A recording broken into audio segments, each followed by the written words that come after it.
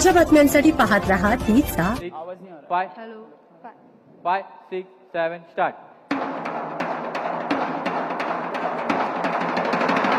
नमस्कार नमस्कार नमस्कार मित्रांनो. तर आज आम्ही इथे आमची कला सादर करायला आलोय. ऐका ऐका ऐका, एक गोष्ट सांगतो आज. नशेच्या जाळ्यापासून वाचवा आपला समाज. ए डिपारी डिपांग डिपारी डिपांग डिपारी डिपारी डिपांग. ए डिपारी डिपांग डिपारी डिपांग डिपारी डिपारी डिपांग. रोहन चल जेवायला. हो आई. आज काय प्लॅन? आज काय नाही, आज इथे तुमच्यासोबत दिवस घालवायचा आहे. अरे वा, चक्क दादा आज घरी. बाबा आज सूर्य कुठे उगवले हो? ही आहे एका साध्या कुटुंबाची गोष्ट.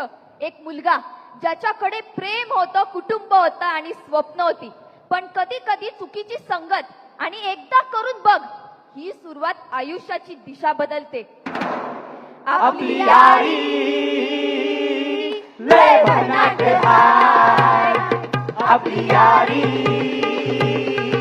लय भन्नाट हाय. ए भावा चल. अरे भावा आज पार्टी आपली, आज मजा करायची आहे. चल. अरे हो चालेल, पण आधी घरच्यांना विचारायला लागेल ना. तू येडायस का रे? अजून घरच्यांना विचारतोस? मोठा हो जरा. चल तिकडं मस्त डीजे बीजे पार्टी आहे. चल. ठीक आहे, तू बोलतेस तर येतो, पण one and last time. Okay.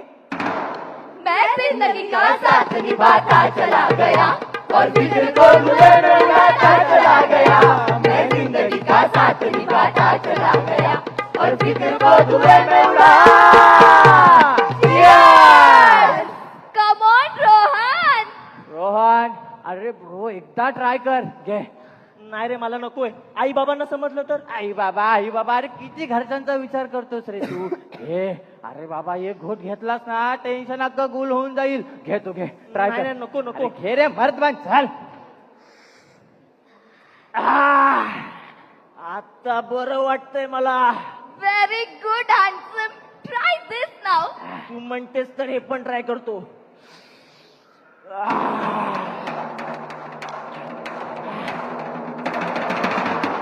अरे तुम्ही इथे काय करताय? तिकडे चला, तिकडे खरी मजा आहे. ब्रो, गोव्याला येऊन चिली मारून चिल आउट करायचं असतं. ब्रो ट्राय दिस. या ब्रो या. It was mind blowing.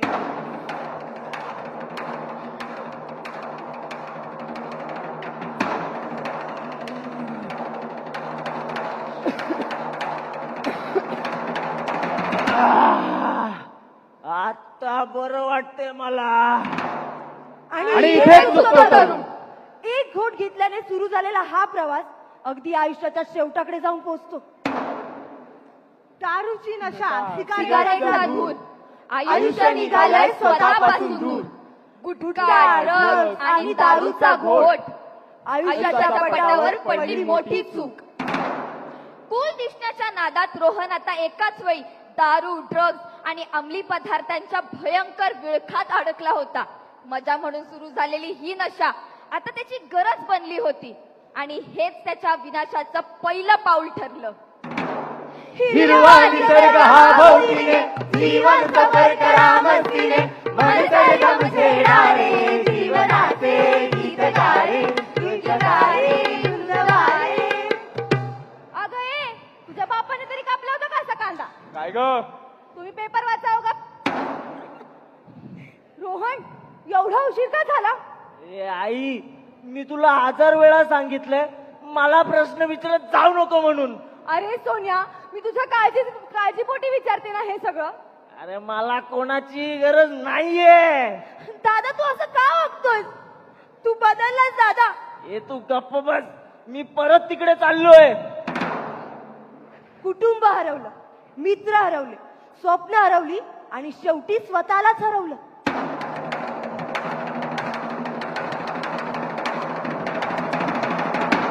ज्या गड किल्ल्यांवरती मावळ्यांचे रक्त सांडले, त्याच गड किल्ल्यांवरती तुम्ही आज दारूच्या बाटल्या फोडता.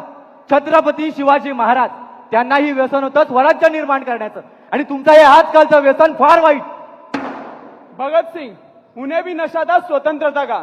नसीब वाले तुम लोग जो स्वतंत्र भारत देख पा रहे हो, उन्होंने कभी देखा ही नहीं. सावित्रीबाई फुले. त्यांनी स्त्रियांचा अभ्यासक्रम आत्मसात केलं, पण त्यांनी ठरवलेलं स्त्रियांचा अभ्यासक्रम खूपच वेगळं आणि चांगल्या पद्धतीचं होतं. पण आजकालची ही स्त्रियांची वागणूक पाहता त्यांना खंत वाटायला लागली की का त्यांनी ते व्यसन आत्मसात केलं. सिंधुमाई, त्यांनाही व्यसन होतं. लहान मुलांना सांभाळायचं, त्यांचं संगोपन करायचं. पण तुमच्या या पैशाच्या व्यसनापायी आज त्याच मुलांचा सौदा होतोय. भारतरत्न डॉक्टर बाबासाहेब आंबेडकर त्यांनी सांगितलंय, वाईन शॉप बाहेरील गर्दी जेव्हा ग्रंथालयाकडे वळेल तेव्हाच हा भारत देश महासत्ता बनेल. त्यांनाही व्यसन होतं संविधान लिहिण्याचं, आणि तुमचं हे आजकालचं व्यसन फार वाईट. मी एक कुठे आलोय? माझं घर, माझे आई बाबा, माझे स्वप्न सगळं कुठे हरवलं? कारण रोहन, तू चुकीचा मार्ग निवडलास. पण कधी कधी चुकीचा मार्ग सोडण्यासाठी फार वेळ गेलेला नसतो. म्हणजे मी परत जाऊ शकतो? नक्कीच. मदत मागणं ही कमजोरी नाही, तर मदत मागणं म्हणजे स्वतःला उभं करण्याचं पहिलं पाऊल. आणि आमचा एनजीओ आणि नशामुक्त केंद्र तुझ्या पाठीशी आहे. तिथे आम्ही पीडितांना दोष देत नाही, त्यांचं ऐकतो, त्यांना समजून घेतो आणि त्यांना योग्य मार्ग दाखवतो. मला पुन्हा माझं जुनं आयुष्य जगायचंय. नक्कीच. मग एक निर्णय घे, नशेला नाही आणि आयुष्याला हो म्हण. आई बाबा, मला माफ करा. अरे बाळा, मुलं चुकतात, पण आई वडिलांचं प्रेम कधीच कमी होत नाही. आम्ही तुझ्या सोबत आहोत, पण पुढची वाट तू स्वतः निवड. हो, मला मिळालेलं हे नवीन आयुष्य, या आयुष्याचं मी सोनं करणार. रोहन, तू एकटा नाहीयेस. नशामुक्त अभियान आणि पोलीस मदत केंद्र तुझ्या पाठीशी आहे. आणि हो, आम्ही तुम्हाला व्यसनमुक्ती केंद्रात भरती करू. तिथे तुम्हाला मोफत उपचारही मिळतील. गुन्हेगारी भारत माता की वंदे वंदे, छत्रपती शिवाजी महाराज की. हिंदवी स्वराज्याचे सरसंस्थापक छत्रपती शिवरायांना मानाचा मुजरा करतो. भारतीय राज्यघटनेचे शिल्पकार भारतरत्न डॉक्टर बाबासाहेब आंबेडकर यांना मानवंदना अर्पित करतो.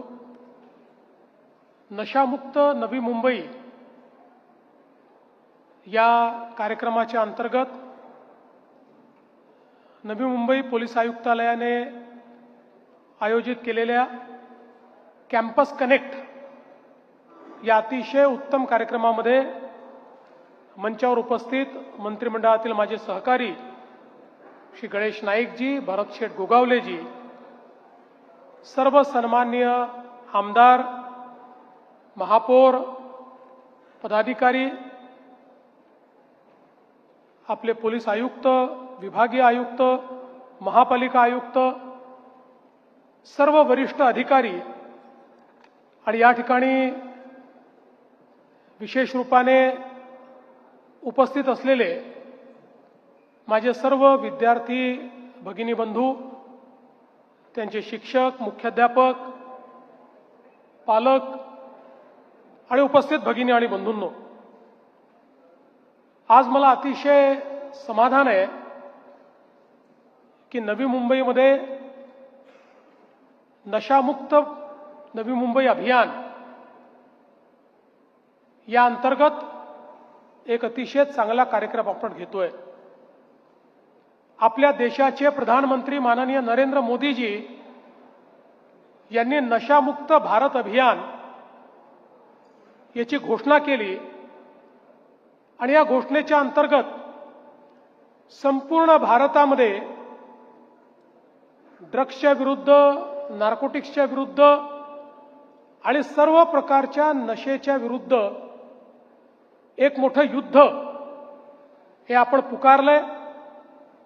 आणि हे युद्ध जनतेचं युद्ध आहे, हे युद्ध युवा शक्तीचं युद्ध आहे, हे युद्ध आमच्या सर्व विद्यार्थ्यांचं युद्ध आहे की ज्या माध्यमातनं आपल्याला नशेला, ड्रग्जला, नार्कोटिक्सला, सर्व प्रकारच्या व्यसनांना पराभूत करायचं आहे, पराजित करायचं आहे आणि त्याकरता आपण सगळे एकत्रित आलो आहोत.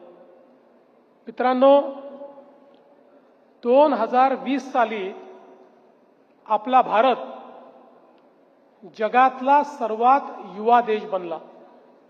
युवाचा अर्थ ज्या देशामध्ये सर्वाधिक युवा आहेत, ज्या देशाच्या लोकसंख्येमध्ये युवांची संख्या सर्वाधिक आहे, अशा पद्धतीनं भारत हा जगातला सर्वात युवा देश बनला. 2020 साली भारताचं मीडियन एज किंवा सरासरी वय हे 27 वर्ष झालं, 27 इयर्स.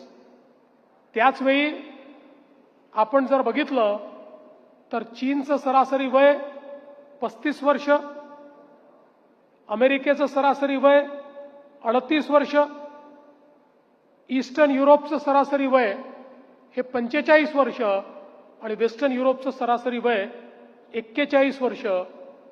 म्हणजे आपण जर विचार केला तर संपूर्ण जगाच्या सर्व डेव्हलप्ड इकॉनॉमीज, सर्व विकसित अर्थव्यवस्थांमध्ये जास्त वय असलेलं पॉप्युलेशन, लोकसंख्येमध्ये जे कॉन्ट्रीब्यूट करू शकतात, जे इकॉनॉमीमध्ये कॉन्ट्रीब्यूट करू शकतात, अशा लोकांची संख्या कमी, वार्धक्य आलेल्या लोकांची संख्या, डिपेंडंटची संख्या जास्त आणि यूथची संख्या कमी.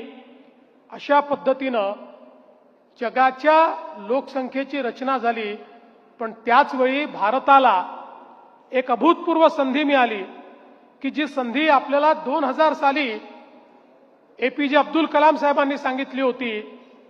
2020 साली भारतामध्ये 65% आपली लोकसंख्या युवा या संज्ञेमध्ये आली.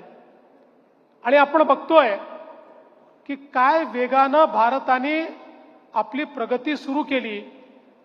आपण जर जगाचा इतिहास बघितला तर जगामध्ये ज्या ज्या देशाला अशा पद्धतीनं डेमोग्राफीचा डिव्हिडंड मिळाला, डेमोग्राफीचा ॲडव्हान्टेज मिळाला, त्या त्या देशांनी प्रगती करून एका विकसित अर्थव्यवस्थेमध्ये, डेव्हलप्ड इकॉनॉमीमध्ये स्वतःला परिवर्तित केलं. आपण जर बघितलं तर सुरुवातीला हा फायदा युरोपला मिळाला, मग अमेरिकेला मिळाला, मग जपानला आणि कोरियाला मिळाला, मग चायनाला मिळाला. आज तोच फायदा भारताला मिळाला. आणि म्हणूनच देशाच्या प्रधानमंत्र्यांनी 2014 पासनं मोठ्या प्रमाणात युथ सेंट्रिक अशा प्रकारचं स्टार्टअप इंडिया असेल, स्किल इंडिया असेल, खेलो इंडिया असेल, असे वेगवेगळे विषय सुरू केले. याच्या पाठीमागचं एकच कारण होतं की now we are in a golden period. Our demography is supporting us and if we transform this demography into a demographic dividend, if we transform this population into human resource, nobody can stop us. Nobody can stop us. अशा परिस्थितीमध्ये आज भारत पोहोचलेला आहे. आणि म्हणून तुम्ही बघा 2014 ते 2025च्या या कालावधीत आपली अर्थव्यवस्था 11व्या क्रमांकावरनं जगामध्ये 4थ्या क्रमांकावर आली आणि लवकरच ती 3ऱ्या क्रमांकावर जाणाऱ्या विकसित भारताकडे आपण वाटचाल सुरू केली आहे. आपण जर बघितलं तर जगातली सर्वात मोठी तिसरी, after America and China, the third biggest startup ecosystem is India. जगामध्ये आता इनोव्हेशनच्या इंडेक्समध्ये भारत दिसायला लागला आणि तो वर यायला लागलेला आहे. जगामध्ये इन्फ्रास्ट्रक्चरमध्ये भारताने नवनवीन विक्रम तयार केलेले आहेत. आणि एवढंच नाही तर स्पेस टेक्नॉलॉजीमध्ये जे जगाला जमलं नाही, चंद्राच्या दक्षिण ध्रुवावर जगातला कुठलाच देश, अमेरिका नाही, जपान नाही, कोणीही दक्षिण ध्रुवावर आपलं अंतरिक्ष यान उतरवू शकलं नाही. ते केवळ आणि केवळ भारताने करून दाखवलं. ही भारताने अचीवमेंट प्राप्त केलेली आहे. आणि म्हणून जगाला हे लक्षात येत आहे की इंडिया इज अनस्टॉपेबल. पण ज्यावेळी India is unstoppable, Indian youth are unstoppable, our innovation is unstoppable, our startup ecosystem is unstoppable, अशा पद्धतीनं जगाच्या लक्षात येत आहे. त्यावेळी अनेक जगातल्या शक्ती अशा आहेत की ज्यांना असं वाटतं की भारत अशाच पद्धतीनं पुढे जात राहिला तर त्यांचा रेलेव्हन्स संपेल. महाशक्ती म्हणून कुठेतरी त्यांनी जे बस्तान बसवलंय ते धोक्यामध्ये येईल.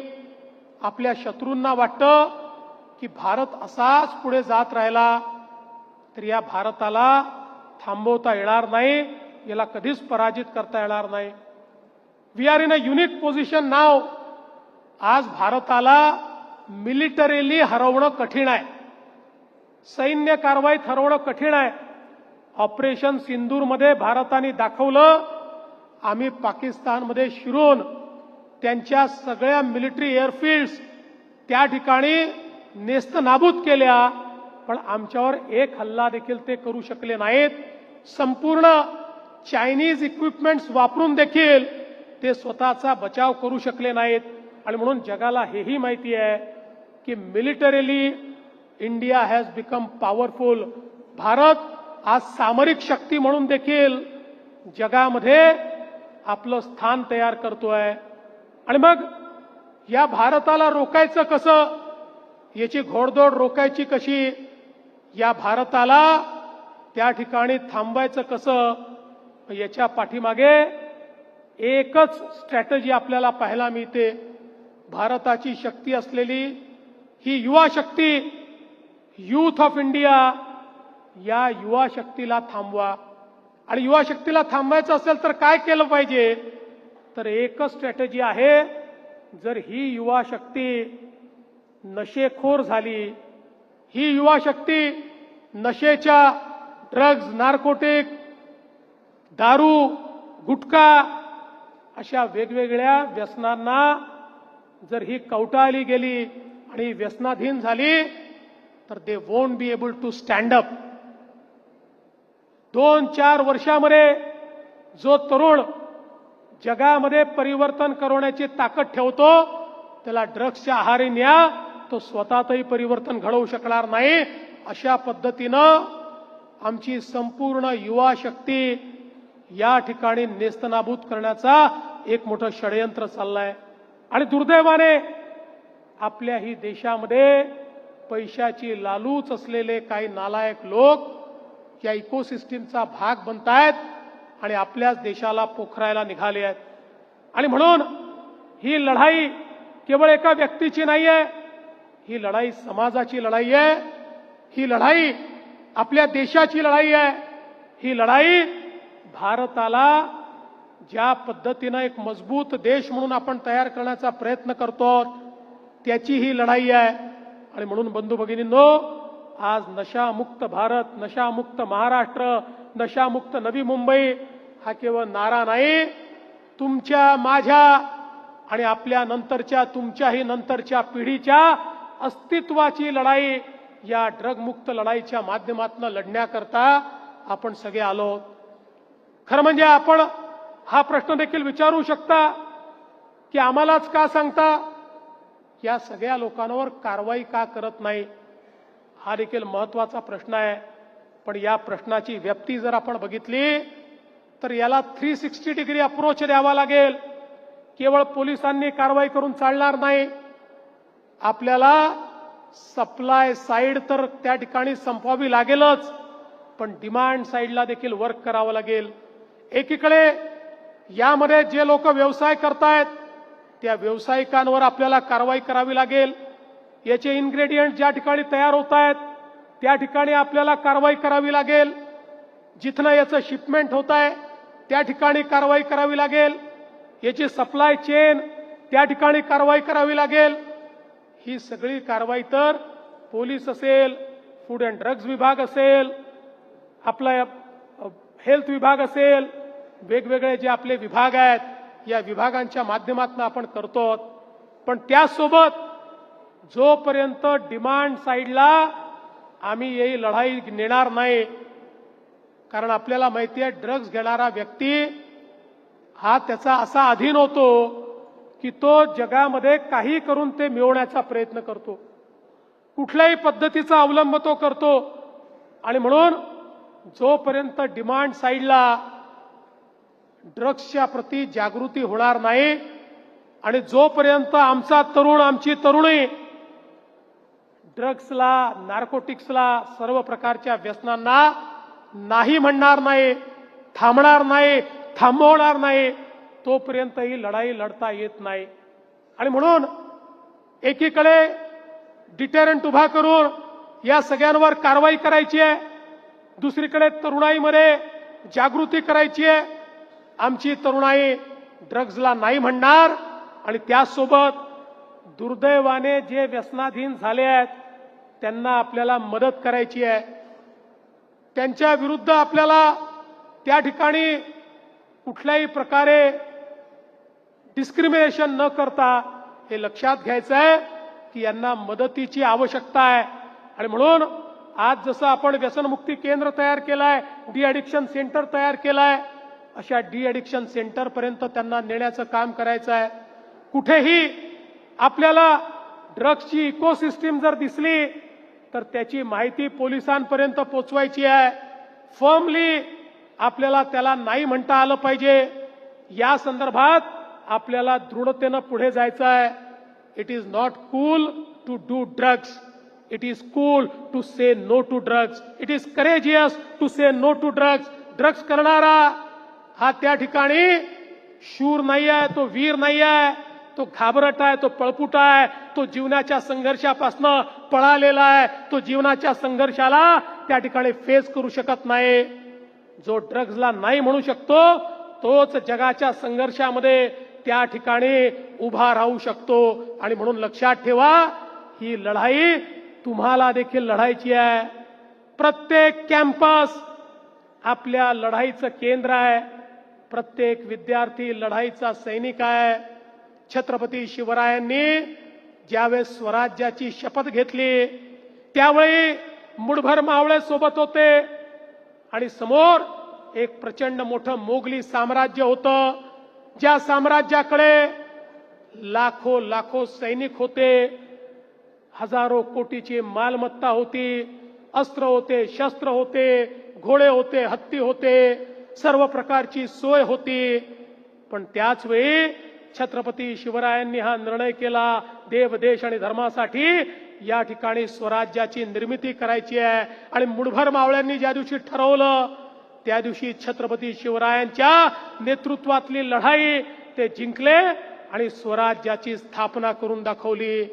या लढाईमध्ये मावळ्यांनी जे केलं, आपण सगळे छत्रपती शिवरायांचे मावळे आहोत.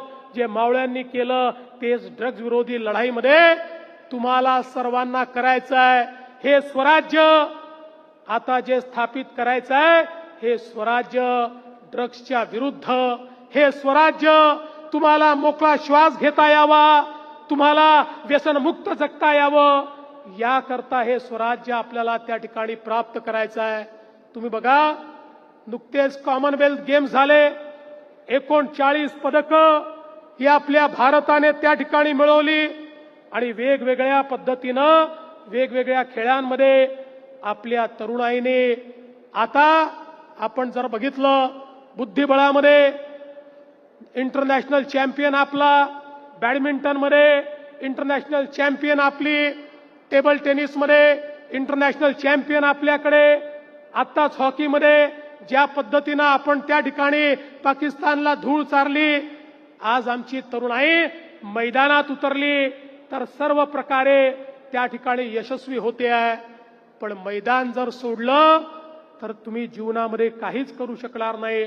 आणि म्हणून मी हीच विनंती करण्याकरता आलो आहे. बघा, स्वामी विवेकानंद नेहमी म्हणायचे, युवा शब्द काय आहे?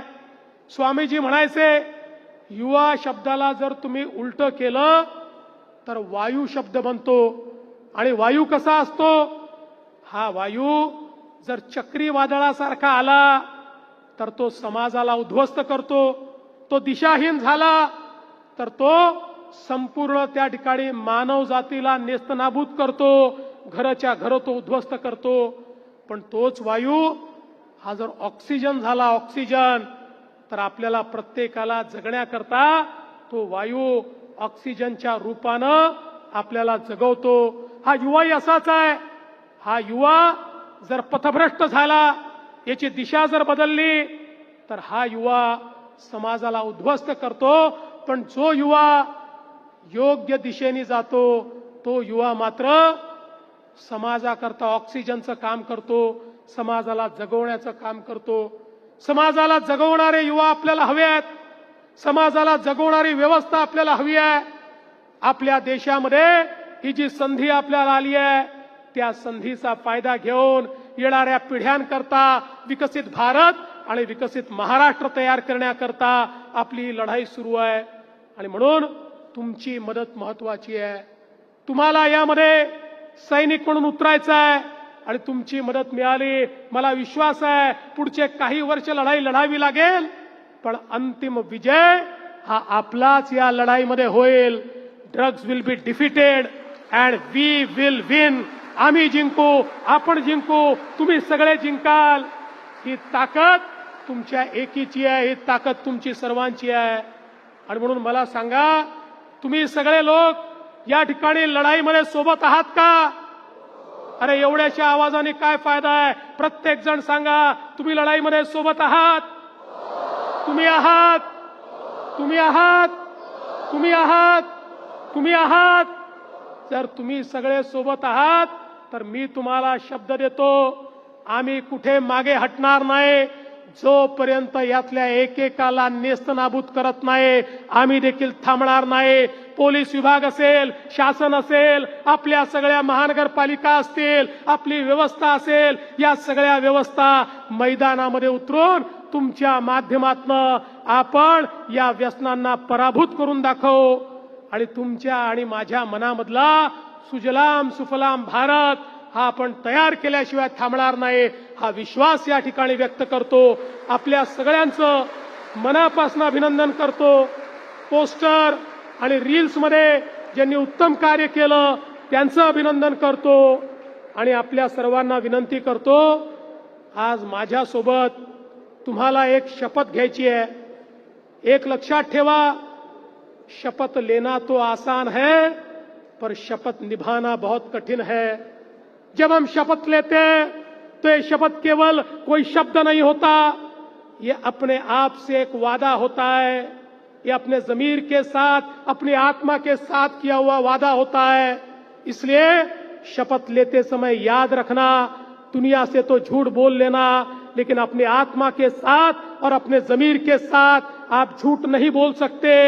हे लक्षात ठेवून या ठिकाणी माझ्यासोबत सगळ्यांना शपथ घ्यायची आहे. आपापल्या जागी सगळे उभे राहा.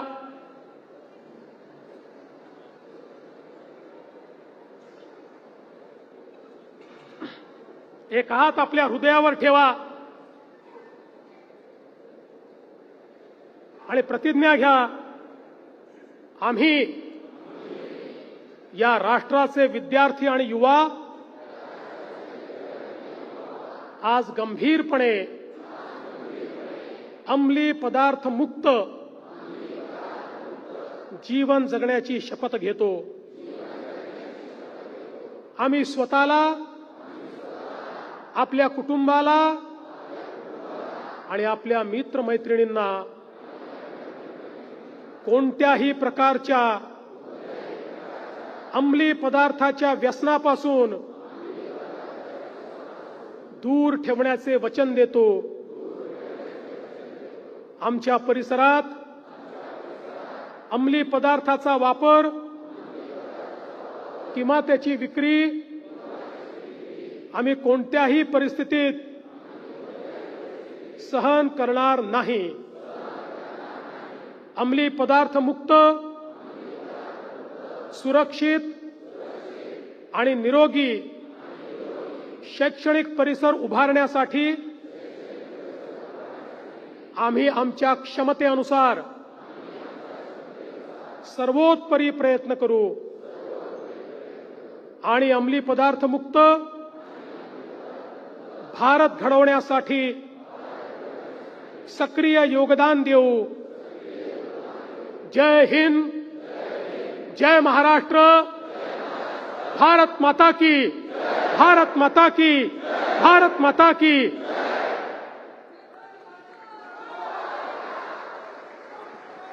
जिंदगी मौत ना बन जाए संभालो यारो, खो रहा चैनो अमन, मुश्किलों में है वतन, सरफरोशी की तमन्ना दिल में जगा लो यारो.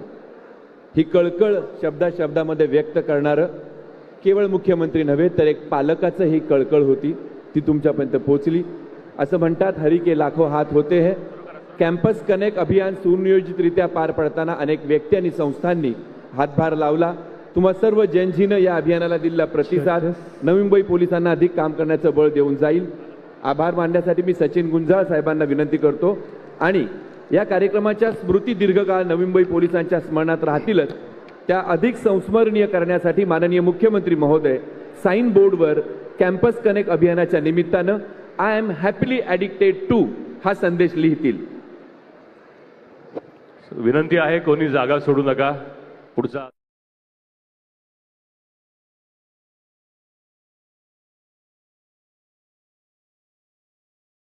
न्यूज